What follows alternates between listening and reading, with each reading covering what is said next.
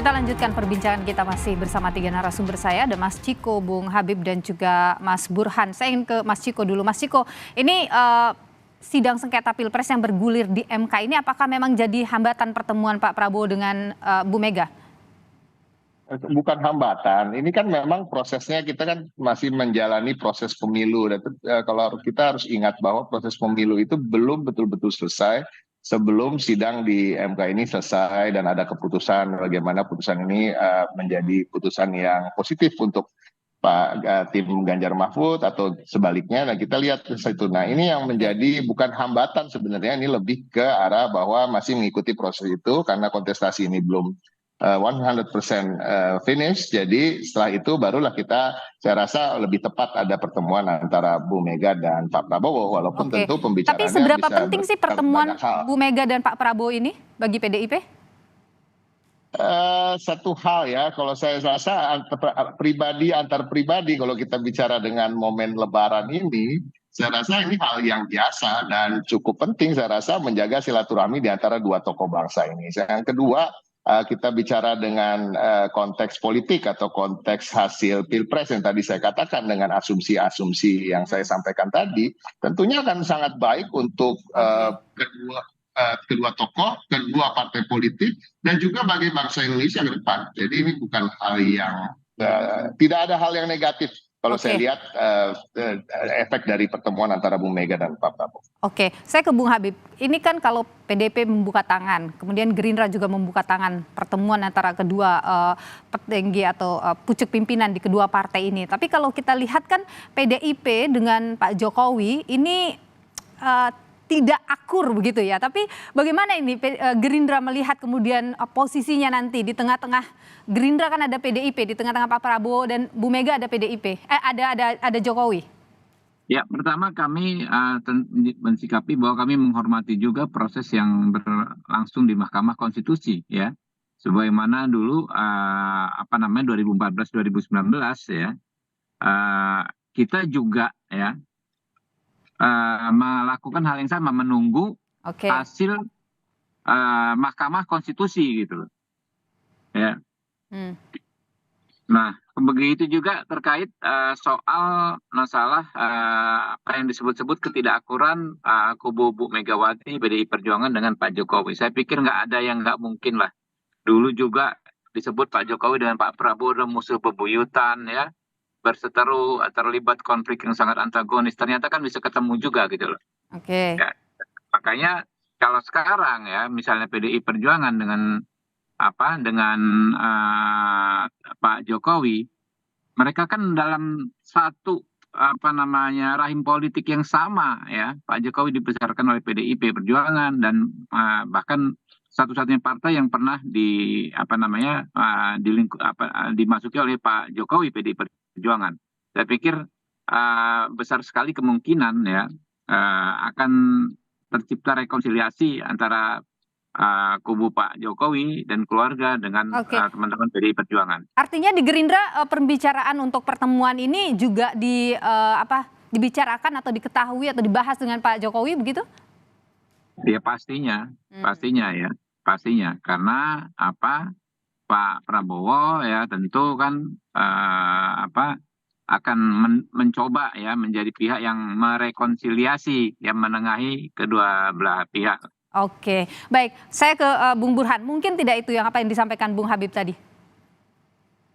Iya, memang bukan pertemuannya itu sendiri yang menarik buat kita ya untuk mencermatinya. Kalau pertemuan antara Pak Prabowo dengan Ibu Mega itu kan sesuatu hal yang menurut saya cepat atau lambat akan terjadi. Tapi implikasi dari pertemuan tersebut.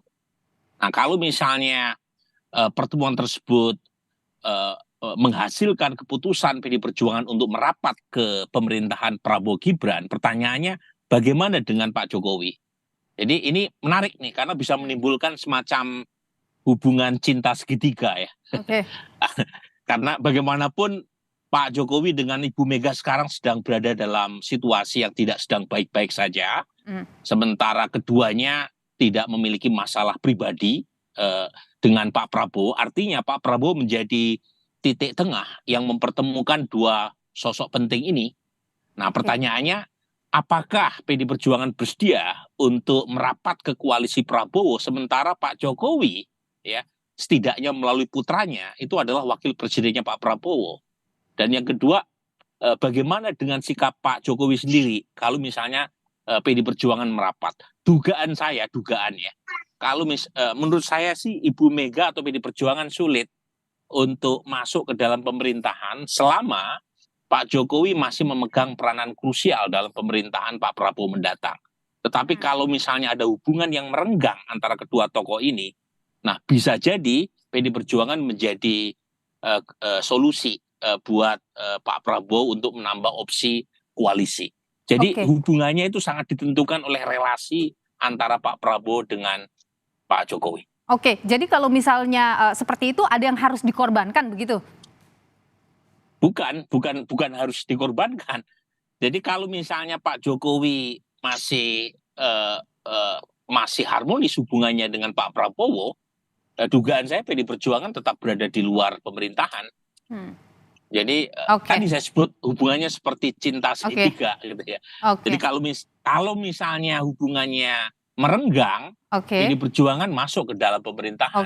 Baik. Nah ini yang kita perlu tunggu lebih jauh karena bagaimanapun sampai sekarang kan MK juga belum mengambil keputusan dan kita juga masih belum melihat ya relasi Pak Jokowi terutama setelah tidak menjadi presiden dan Pak Prabowo dilantik bagaimana skenarionya. Baik. Nah, ini yang kita masih perlu tunggu lebih jauh. Mas Ciko, bagaimana itu posisi Pak Jokowi di antara Bu Mega dan Pak Prabowo?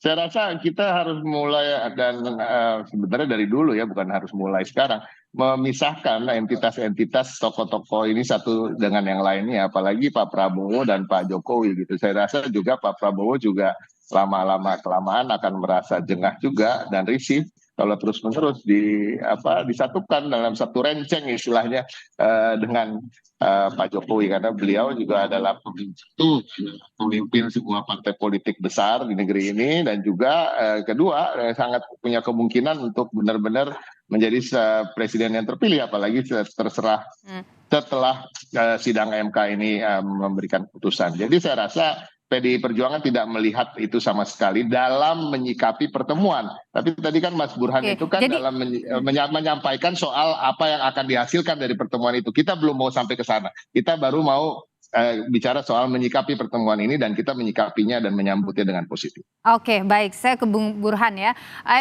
Ke Bung Habib. Bung Habib, jadi apa yang kemudian mau dibawa ini oleh Gerindra ke PDIP kalau memang pertemuan itu terjadi, rekonsiliasi yang Anda sebutkan tadi? Masih di mute Bung Habib, maaf. Ya, kita percaya bahwa elit-elit kita itu pada dasarnya hatinya semua sama, merah putih. Ya. Jadi apapun dinamika yang terjadi nggak akan terlalu lama membekas. Ya, kita punya banyak sekali pengalaman. Dulu misalnya Gerindra nggak pernah ketemu dengan PKS, ternyata bisa 2 kali kita pemilu didukung PKS, ya. Begitu juga banyak tokoh, misalnya Pak Jokowi, saya sebutkan lagi, ulang-ulang Pak Jokowi dengan Pak Prabowo nggak bisa ketemu, ternyata bisa ketemu kok. Jadi saya sih optimis, ya. Kalau saya sih optimis, karena frekuensi pemikirannya sama. Kita pengen melakukan yang terbaik untuk bangsa ini. Ini bukannya sekedar omon-omon, tapi memang sudah tradisi lah di elit kita, ya. Kita kontestasi ala kadar, tapi bertemu lagi setelahnya. Tapi saya singkat saja, Bung Habib, yang mau ditawarkan ke PDIP apa sih dari Gerindra? Ya tentu, bagaimana kita bisa bersama-sama ya berpartisipasi dalam menjawab tantangan-tantangan besar bangsa ini, pengelolaan negara, kurang lebih begitulah. Detailingnya pasti masyarakat juga paham.